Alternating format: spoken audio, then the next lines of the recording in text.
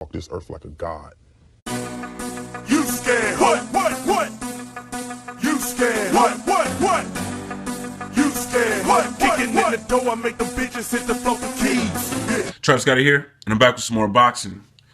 Danny Garcia done finally announced his next cherry pick, and he's going to be fighting Samuel Vargas, a fighter who has fought all bums his entire career. He's never done anything. He's never been a world champion. He's lost twice, been knocked out once. Guess who he's been knocked out by?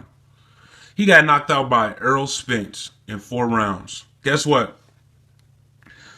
Errol Spence was told by Danny Garcia that he need to pay his dues. You know, he need to work himself up. And then Danny Garcia ran and fought a fighter that Errol Spence has already knocked out. So, when you fight this fucking bum, if you don't knock him out sooner than 4 rounds, then that's going to be another statement for Errol Spence. Because Errol Spence already done knocked out Bundu, who Thurman went the distance with. He done knocked out Algieri, who Pacquiao went the distance with. If Danny Garcia go the distance with Samuel Vargas, it's going to be like Errol Spence knocked out Samuel Vargas, who Danny Garcia went the distance with. Motherfucking cherry picking like a motherfucker. Andre Berto said Danny Garcia refused to sign the contract. Refused. Didn't want to fight him. You ducked Andre Berto, bro. How many fucking losses do Andre Berto got, man? He was getting outboxed by that dude that he fought right before he fought Mayweather. You know what I'm saying? He just came back and scored the knockout, but he lost 5 rounds straight to that motherfucker. You don't think you could have outboxed Berto? Yeah, he got some power, man. But damn, his boxing ability is kind of whack. It's kind of suspect, to say the least. But he's still a big name. I think Danny Garcia could have won that fight. You know, Berto might have been able to land a shot, but maybe not, man. I would definitely expect Danny Garcia to win that fight. It would have been a bigger fight. It would have sold more tickets. I'm pretty sure Danny Garcia would have made more money fighting Andre Berto than fighting Samuel Vargas. But this the dude that he done chose to fight. Fucking alien. All them fucking toes and shit, man. This motherfucker got 6 hairy toes on each foot. What type of motherfucker got 6 toes? That shit look nasty as fuck, man. Don't ever take your fucking shoes off in public again in your motherfucking life. You did that shit on NBC before you fought Paulie. And then the lady called you out. You know what I'm saying? She brought it up. I think that was Rosie Perez y'all was getting interviewed by. And she brought it up and asked you could she see it. And he took his shoe off with no fucking problem and put his ugly ass foot on the table. Don't ever do that fucking shit again. And then these motherfuckers crack jokes about cherry picking and shit. They don't give a fuck. I remember one time, not too long ago, like a month and a half, 2 months ago maybe, Angel Garcia was drunk than a motherfucker. And he was like, man, fuck that. Fuck Mayweather, fuck Pacquiao. If they want that fight, they're going to have to pay us $20 million for that fight. And it was like, ooh, Mayweather? Yeah, he's going to have to pay us $20 million. Him and Pacquiao. $20 million? Damn. What was your biggest payday? Like $2 million? Something like that? Can't be too much more than that. You're still fighting on PBC, never fought on pay-per-view. $20 million. You know, Danny Garcia just kind of like agreed with it, like laughing and shit. You know, I mean, he knew his dad was like fucked up talking shit. But he wasn't caring to be politically correct during that interview. He just didn't give a fuck. Like, yeah, man. Yeah, fuck it. Yeah, that's what it's going to have to be. You don't give a fuck about what we think about him. Y'all can call him as many cherry pickers as y'all want to. He do not give a fuck. He going to fight whoever the fuck he want to fight, whenever the fuck he want to fight him. Danny Garcia used to be fearless. You know, when he was at 140, fought Matisse, fought motherfucking... He fought Lamont Peterson. Who the fuck else he fought? He fought Amir Khan. He was the underdog in that fight. I think he was the underdog in the Matisse fight too. He beat both of them motherfuckers, knocked Amir Khan out. But now it's just like, he don't give a fuck no more. He just like, I'll cherry pick as much as I want to fucking cherry pick. And ain't nothing y'all can do to stop it. You know, I promise the winner of Victor Ortiz versus Andre Berto a fight. But if Berto win, I ain't gonna fight him. If Victor Ortiz would have won, he would have fought him. You know, I thought that Victor Ortiz was gonna pull it off, to be honest. But Berto knocked his ass out, made him quit again. You know what I'm saying? Shit, Victor Ortiz, he get hit too hard. He don't want to fight no more. Referee tried to give him a long count, and then he got up like, damn, looking like he was looking at a ghost and shit. He couldn't believe that he didn't get counted out. Do you want to continue? Then he looked over to Berto as if to say, fuck no. You know what I'm saying? Because he going to hit me again. So now Danny Garcia is fighting this motherfucker, man. And then every time that they talk about this fight or Danny Garcia's upcoming fight, now that it's been announced, they're going to keep talking about Keith Thurman in every article. They saying that, in this article, they saying that Al Heyman was pressuring Danny Garcia to fight Keith Thurman. So most likely we're going to see that fight next in early 2017. Since when has Al Heyman ever been known to pressure any of his fighters to fight another top fighter? He protects them from each other and overpays them, which is a problem. It's not a problem to those fighters. No, it's a problem to boxing. I don't want to be a hater and shit. Floyd is saying the same shit. He's like, these fighters is getting paid too much. And, it's obvious. It's like they losing motivation for making the big fights. They should budget, whereas like these fighters would get paid more than like these $1.5 million paydays. For the bigger fights, they would get paid more, but when they cherry pick, they should get paid less. But by the looks of it, they're paying these fighters like 1.5 million or 1 million. They paying these big name fighters 7 figures every single fight, no matter who they fight. So it's kind of like, why fight a Thurman or a Porter when you can fight a Salka? You know what I'm saying? That's exactly correct. It's not their fault for thinking that way because it's less risk, but it's still the same reward. You know what I'm saying? Thurman did it. Thurman fought Porter for less money than he got for fighting Guerrero. He got like pretty much the same thing.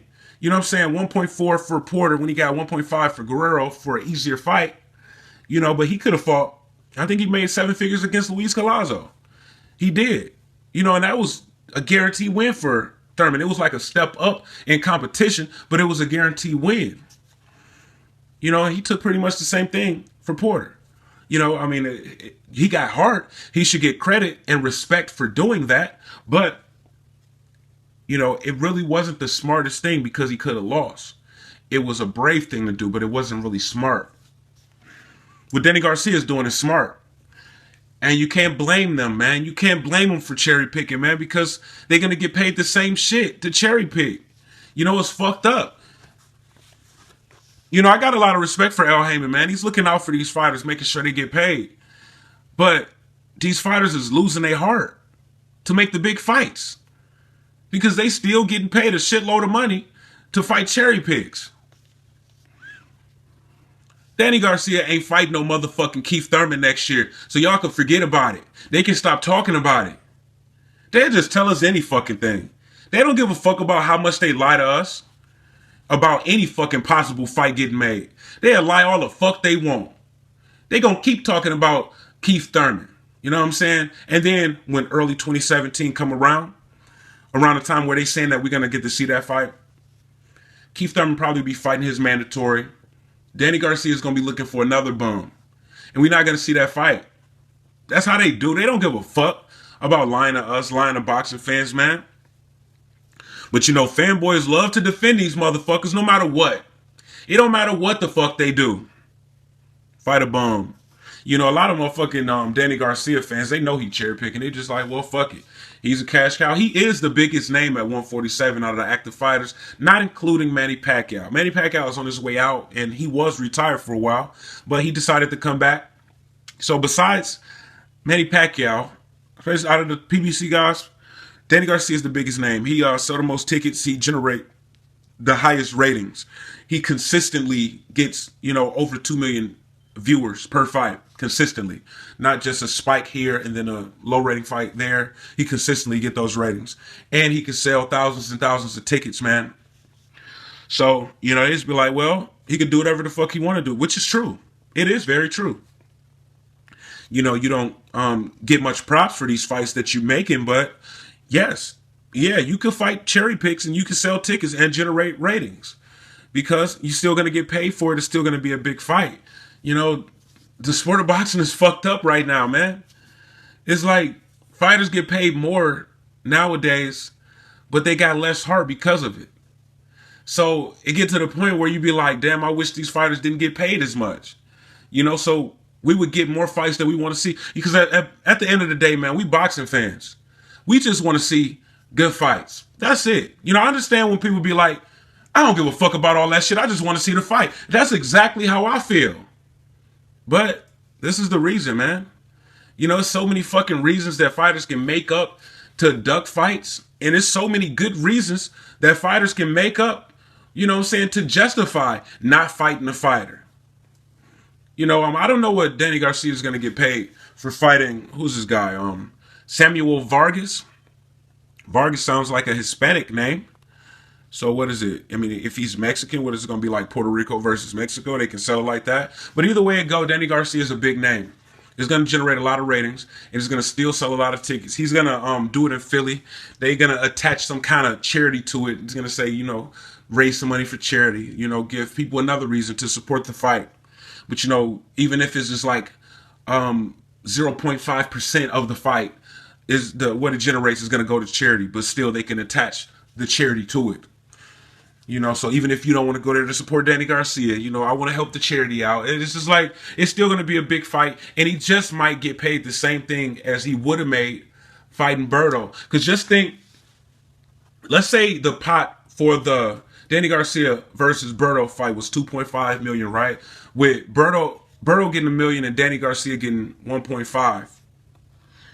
Then, you know, let's just say they could still pay Danny Garcia $1.5 million, even if they lower the pot and give this guy, let's say if the pot was like $1.7 million, you know what I'm saying? He could pay this dude, I don't know who the fuck he is, you could pay him $200,000 and give Danny Garcia $1.5 million. The tickets are still going to get sold. You know, maybe a little less tickets, or y'all might even have them a little bit cheaper, but he's still going to get a 7-figure payday. Guaranteed. You know what I'm saying? No matter what. So it might be a lower risk fight, but he's still going to get the money.